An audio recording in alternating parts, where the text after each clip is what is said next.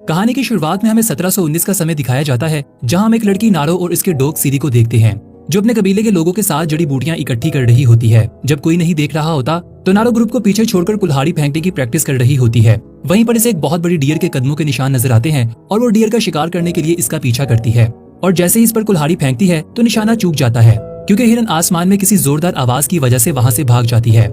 नारो dear का पीछा करती है, लेकिन तभी इसके कुत्ते की पूंछ किसी फंदे में फंस जाती है। हिरन को बुलाकर वो अपने डॉग को मेडिसिन लगाती है। तभी अचानक फिर से उसे आसमान से वही आवाज सुनाई देती है। जब वो ऊपर की ओर देखती है तो इसे बहुत बड़ी एलियन शिप दिखाई देती है, जो इसने पहले कभी नहीं देखी होती। नारो इस शिप को एक बहुत बड़ा परिंदा समझती है। इसके बाद नारो अपने भाई ताबे से मिलती है और इसके साथ शिकार पर जाने की रिक्वेस्ट करती है। इसका भाई हैरान होता है, लेकिन वो उसे साथ ले जाने के लिए मान जाता है। फिर नारो जड़ी बूटियां इकट्ठी करके अपने कबीले वापस आती है, जहाँ पर वो अपनी माँ से मिलती है, जो अपने कबीले के सरदार के लिए जड़ी बूटियों से दवाई बना रही होती है, क्योंकि वो जड़ी बूटियों की माहिर होती है। नारो की माँ उसे कहती है कि इसे शिकार करने की क्या जरूरत है, जबकि वो बाकी चीजों में इतनी ज्यादा माहिर है।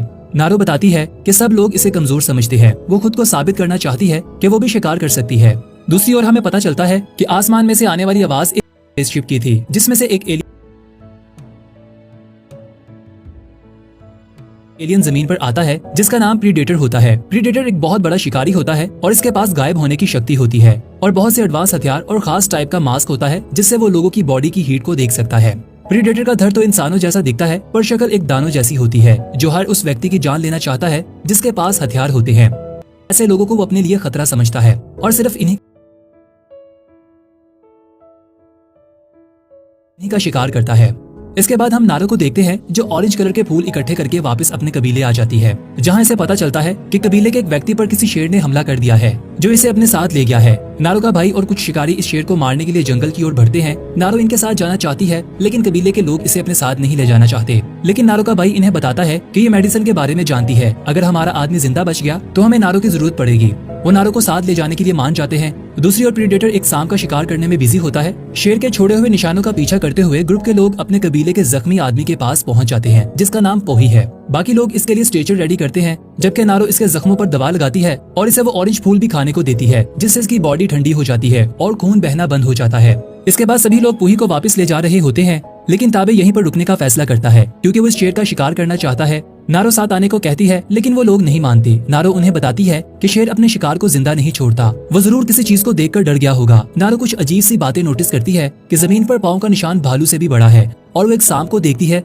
जिसकी खाल बहुत ही बारीकी से उतारी गई होती है। फिर वो दरख्त पर लगे खून को देखकर अपने भाई ताबे को वार्निंग देती है कि यहाँ शेर के अलावा और कोई भी है। ताबे अपनी बहन को शिकार करने का चांस देना चाहता है और इसे अपने साथ मिला लेता है। ताबे जमीन पर फंदे लगाता है। नारो और पार्क एक दरख्त पर चढ़कर शेर का इंतजार करते हैं, लेकिन शेर इनकी सोच से भी बहुत जल्द वहाँ पर आ जाता है और काफी ऊंची छलांग लगाकर पार्क को दरख्त से नीचे खींच लेता है और इसकी जान ले लेता है। इसके बाद दरख्त पर चढ़कर नारो के पीछे आता है। नारो इस शेर को अपने नेज़े की मदद से मारने ही वाली होती है कि अचानक दूर से वही स्पेसशिप दिखाई देती है, जिसे देखकर नारो का ध्यान बढ़ जाता है और शेर इसके बिल्कुल करीब आ जाता है। नारो जमीन पर गिरकर बेहोश हो जाती है। इसके बाद उसकी आंखें खुलती है और वो खुद को कबीले में देखती है, जहाँ इसकी माँ इसे बताती है कि ताबे इसे यहाँ पर ले आया है और बताती है कि उसकी दवाई के कारण पोही की हालत अब काफी बेहतर है।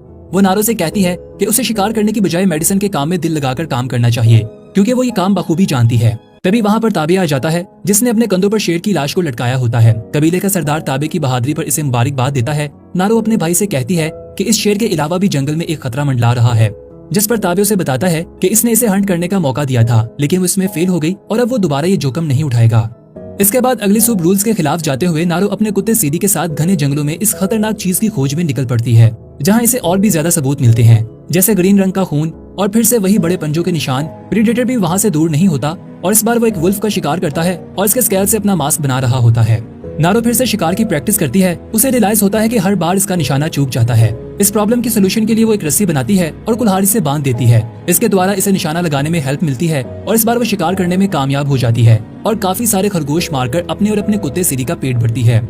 इसके बाद नारो काफी दूर निकल आती है, जहाँ इसे एक और बियर बेसन की लाश मिलती है, जिसके अंदर कुछ बुलेट्स लगे होते हैं। नारो बुलेट्स और ग्रिसली बेर पकड़ने वाले फंदे के बारे में बिल्कुल भी नहीं जानती, क्योंकि वो ये चीज पहली बार देख रही होती है। इसे लगता है कि ये सब कुछ क्रिएचर ने किया है। इसके बाद वहाँ से वापस जाते समय नारो दलदल में फंस जाती है और इस बार अपनी कुल्हाड़ी की मदद से उस दलदल से बड़ी आसानी से बाहर निकल आती है। दूसरी ओर प्रीडेटर भी इस बेसन की लाश तक पहुँच जाता है। इसमें लगे बुलेट्स को देखकर उसे अंदाजा हो जाता है कि इस इलाके में शिकारी है जो इसके लिए खतरा है।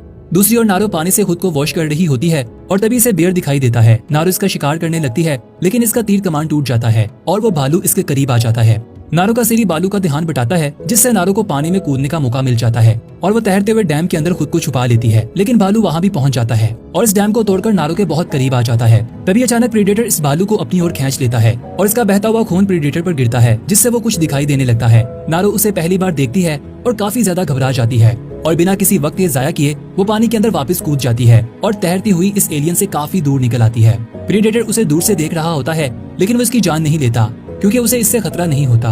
इसके बाद नारो जंगलों में वापस आ जाती है, जहाँ इसे अपने भाई के भेजे हुए कुछ आदमी मिलते हैं जो शिकार कर रहे होते हैं। उनमें से कोई भी नारो की कहानी पर यकीन नहीं करता और एक आदमी वासाबे नारो से लड़ाई करता है, जिसमें नारो हार जाती है। वो नारो को बांधकर अपने साथ ले जाता है। तभी अचानक वो एक जगह पर रुक जाता है, जहाँ इन्हें अजीब सी आवाजें सुनाई देती हैं।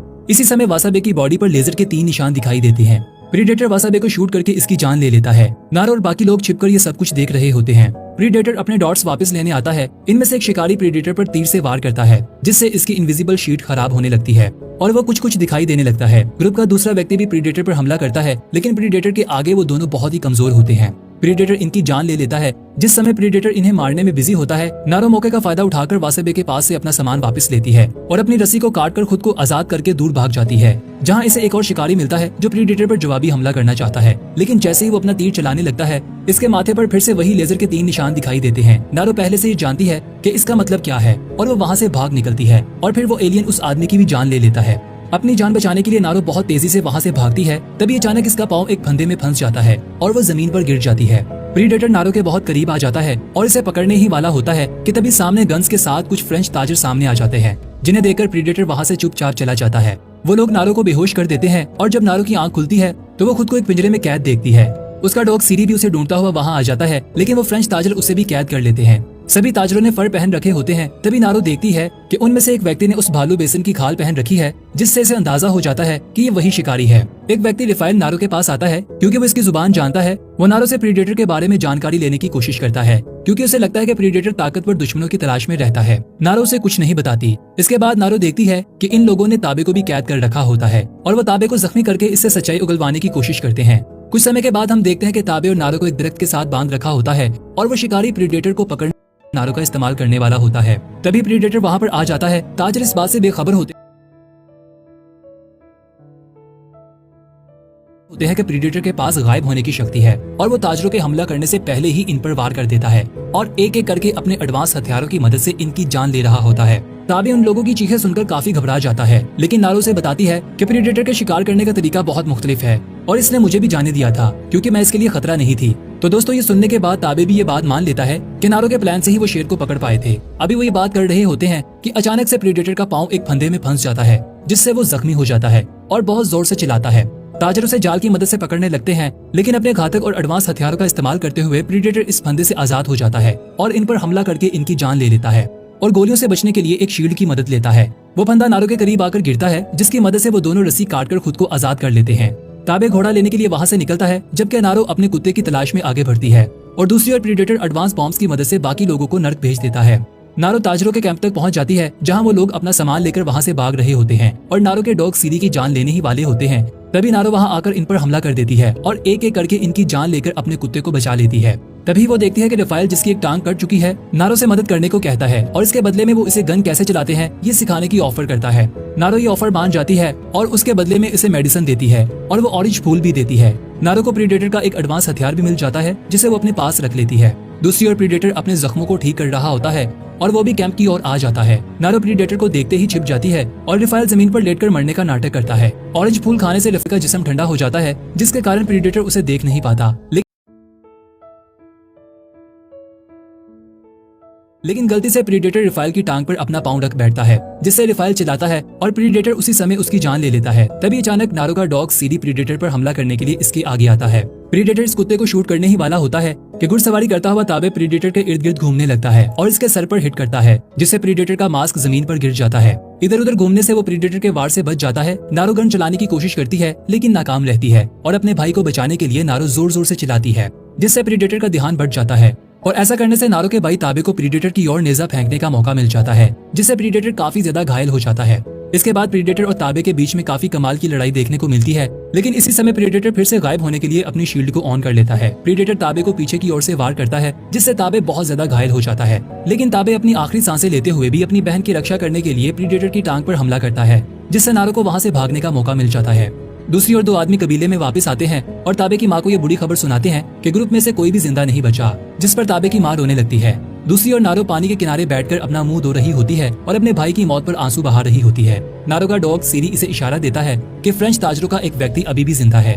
नारो उसे ढूंढ लेती है और एलियन के हथियार की मदद से उस आदमी को बेहोश कर देती है। फिर जब इस व्यक्ति की आंख खुलती है तो वो देखता है कि नारो प्रीडेटर से मुकाबला करने के लिए खुद को तैयार कर रही होती है। वो अपने चेहरे पर निशान बनाती है और साथ ही वो ऑरेंज कलर के फूल भी खा लेती है। फ्रेंचमैन अपनी गन उठाकर नारो पर हमला करने वाला होता है, लेकिन गन खाली होती है और उसके चिल्लाने की आवाजें सुनकर प्रीडेटर वहाँ पर आ जाता है और इसकी जान ले लेता है। वो नारो पर हमला नहीं करता क्योंकि वो इसे देख नहीं पाता। मौके का फायदा उठाकर नारो पीछे से बंदूक चलाकर इसे शूट करने की कोशिश करती है, जिससे प्रीडेटर की जान तो नहीं जाती पर उसका मास्क जमीन पर गिर जाता है। इससे पहले कि प्रीडेटर अपना मास्क उठाता, नारो मास्क लेकर घने जंगलों में भाग जाती है, जहाँ नारो ने प्रीडेटर की जान लेने के लिए बहुत सारे फंदे तैयार किए होते हैं। नारो जानबूझकर खून के धब्बों का एक एक सुराग छोड़ती जाती है, जिसका पीछा करते हुए प्रीडेटर एक ऐसी जगह पर आ जाता है जहां नारो इसके सर पर कूदकर कुल्हाड़ी की मदद से इसके सर पर वार करती है, जिससे वो काफी जख्मी हो जाता है। इस बार प्रीडेटर नारो पर हमला करना चाहता है और अपनी शील्ड की मदद से नारो की जान लेने ही वाला होता है कि नारो का कुत्ता सीधी करीब से गुजरता है, जिससे प्रीडेटर का ध्यान बढ़ जाता है और कुल्हाड़ी पर लगी रस्सी की मदद से प्रीडेटर स्लिप होकर दलदल में गिर जाता है। इस दलदल में से बाहर निकलकर वो नारो की ओर निशाना लगाता है, लेकिन उसी मास्क की मदद से वही निशाना वापस आकर प्रीडेटर को लग जाता है और वो अपने ही मास्क की वजह से खत्म हो जाता है।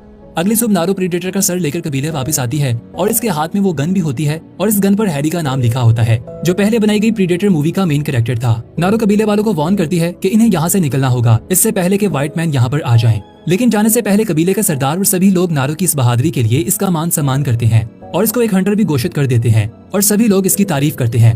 मूवी के एंड में हम देखते हैं कि कबीले के लोग इस बात से बेखबर होते हैं कि प्रीडेटर की और भी बहुत सारी शिप्स जमीन पर लैंड करने वाली हैं। तो दोस्तों यहीं पर यह मूवी अपने अंत को पहुंचती है। ऐसे ही कमाल की मूवीज देखने के लिए हमें सपोर्ट करते रहिए।